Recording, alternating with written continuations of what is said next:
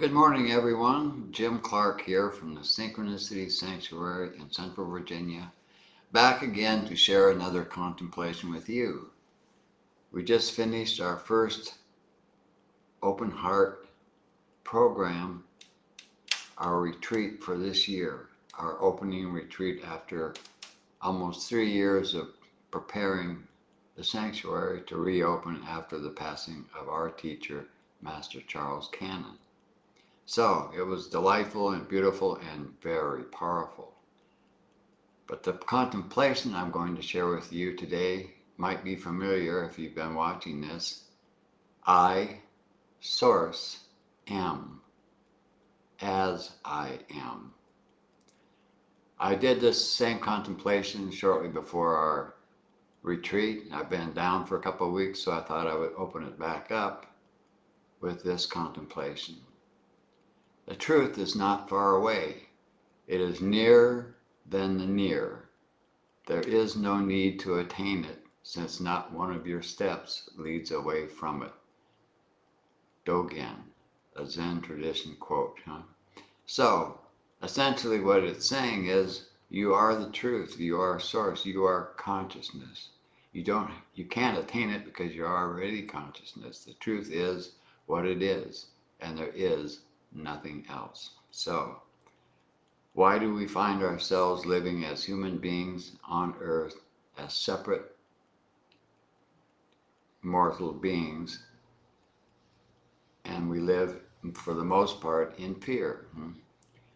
And the answer to that question is, as I have mentioned before, that our experience is based upon balance. We live in a field of relative experience. There's a positive polarity, there's a negative polarity. The default dominant polarity that we find ourselves in here is the negative, the contractive polarity of creation. Source consciousness contracts itself into energy. As energy, it contracts itself further into matter, and we show up here in form. And because we're in form, and because we have gone through this contractive process, our awareness has been forfeited. Our truthful awareness is no longer automatically with us. So we must do something. We must employ some technique, some technology that will bring balance to us in this environment of the relative reality. So the basic rule of thumb, of course, is if the negative polarity is dominant, the contractive polarity is dominant, then you simply emphasize the opposite, the positive polarity, in order to bring it more fully into your experience. And as you do this, the balance begins to create itself, and the opportunity to regain awareness, to expand your awareness and include the truth of who you are and what life is, begins to happen. It's not that you're becoming something different. You're actually getting rid of the illusion that was dominating your awareness. This is what meditation and holistic lifestyle is all about. It's about uncovering the illusion and stepping through that illusion and realizing through your experience of the truth of who you are, so that you can regain the truth of who you are in your experience moment to moment to moment. I have been doing this meditation from synchronicity, the high-tech meditation now, since the 90s. And my experience is a validation of the truth that meditation works. Balance is the key. And to attain that balance, all you really have to do is practice it every day.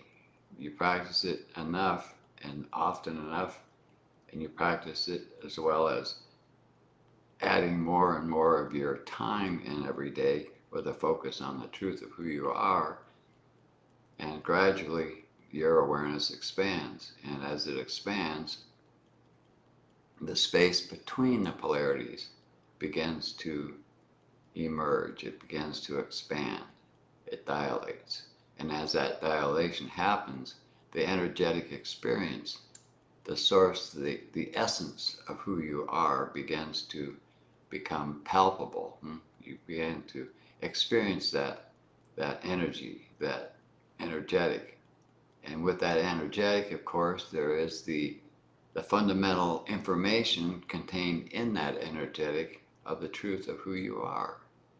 It's love-based. It's inclusive. It is a celebration of life, of all life. And as that begins to reverberate in your being, and your being continues to expand and dominate your becoming, the negative polarity, you begin to realize that you indeed are consciousness. You are the truth. You are what is. And as this grows and grows, your fear drops away. You become much more inclusive and loving in yourself, and it is only natural to continue to progress in this direction. In my case, in my experience, I'm doing these live streams here as part of my practice to share my experience, to share the realization that I have experienced and continue to experience through high-tech meditation, and holistic lifestyle, a lifestyle that supports the energy that is flowing through me as I speak. It's a very powerful energy, and the body must integrate this shift and this change to accommodate it. The meridians that comprise our being at more subtle levels must accommodate increase in energy as we evolve ourselves to it. And this is something that takes time, and it must be integrated, and it must be situated in such a way that it's not uncomfortable, because it can be very uncomfortable if you're not ready for the energy. It's more energy than you experience when you were under the influence of illusion, when you were contracted and your meridians were also contracted. So the amount of energy that could flow through your form was not nearly what it will be when you expand your awareness, when you expand and become more and more subtle within yourself. So within relative reality, it's the first pulsation of consciousness. It's the positive polarity. It's pure being, pure subjectivity. It's the subtlest level of relative experience. It is positive polarity dominant relative reality. And when you reach this point, the journey doesn't end. It's not like, okay, I'm here now. It's that there's no end to who you are. There's no beginning and there's no end. So it's a constant surprise. It's a constant celebration. It's a constant expression of love itself. And how that expression comes out will depend on you. Because whatever you are, however you are, your personality, your expression, the way you speak, is part of the truth of who you are. Certainly the form is not the be-all and end-all, but the individualized expression of source that you are is just that. It's not different than you are. You don't start talking differently. You don't start being somebody else. You be yourself, and you experience your experience as the truth of who you are through the reverberation of awareness, the awareness of consciousness that you are. As that energy fills you, as that energy uplifts you, your expression naturally comes from there. It comes from the truth that you are experiencing within yourself. And this in itself is, of course, a great celebration for anyone who attains it, because it's a long time coming, in a sense, because the way that people become inclined to meditate when they first begin to seek out some way, some teacher, something to help open them up, is when they are complete with their experience of illusion. This takes lifetime after lifetime, and over the progression of lifetimes being dominated by the illusion of being a separate human being, we eventually reach a point where we know the illusion well enough and have experienced it enough that we are now ready to cross the bridge from illusion to truth. And when that happens, a teacher of some kind, an opening of some kind will happen. It's the way consciousness set up the illusion so that it would never get lost in itself as an illusion. It can't do that because that's all there is. Anyway, the mechanics are simple in practice. If you meditate daily, if your meditation is consistent, if you go long enough and deep enough, every day you will open yourself up more and more to the truth of who you are. That's how it works, and it's how it's worked for me. So, contemplation such as this, I, Source, am as I am, is simply stating what I've just spoken about. Jim Clark started off as a human being full of the beliefs and enculturation processes, where I fully believed that's who I was and that was it. But as my life progressed, I was obviously able to move into a more conscious experience of life, which happened more or less spontaneously for me.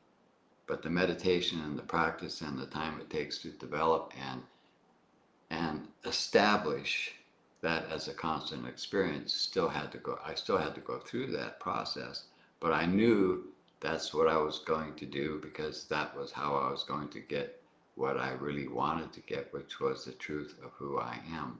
I wanted the love-based experience. I wanted the celebration of life, have enough suffering, had enough of illusion, and to this day, I'm still moving in that direction. It doesn't stop because you have an awakening experience. It doesn't stop because you are meditating.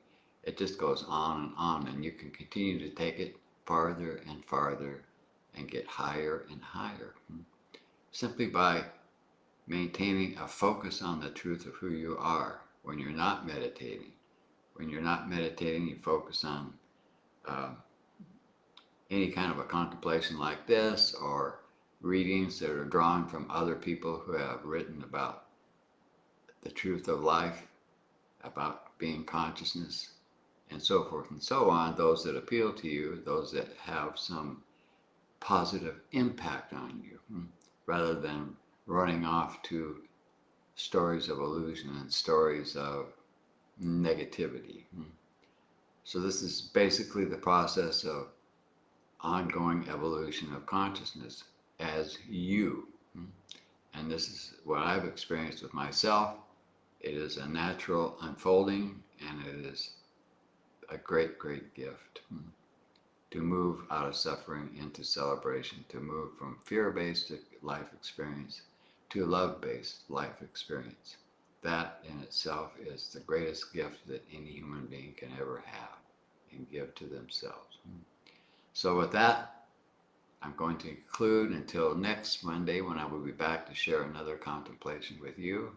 I look forward to these sharings and these live streams simply because it allows me to express who I am in a way that is truthful. So until then, I bid you adieu, and may you have a blessed day and a blessed life.